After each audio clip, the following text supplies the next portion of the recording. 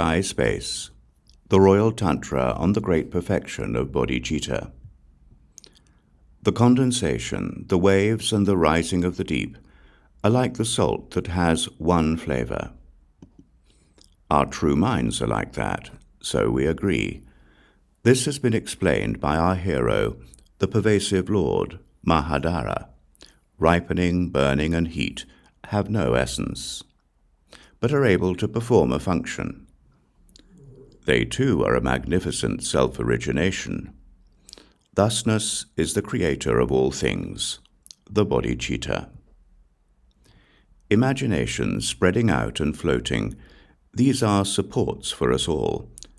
We are like runners who run without impediment. The self-originating mind is also like that.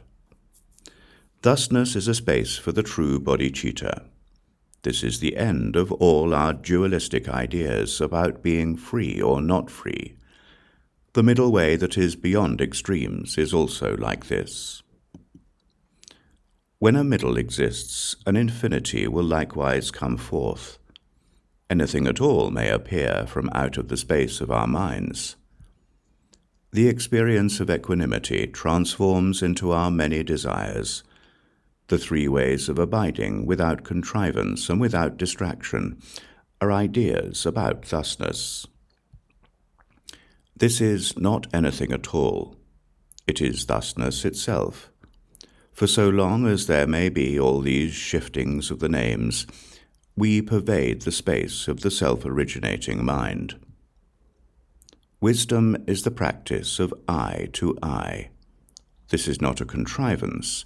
It is the space of wisdom. We may see what the sorrows of hell are, but they are in fact the playfulness of wisdom. No matter which names for happiness or sorrow may appear, we use them, and we need them. They are thusness. If everything were visible, we would be consumed into its appearance.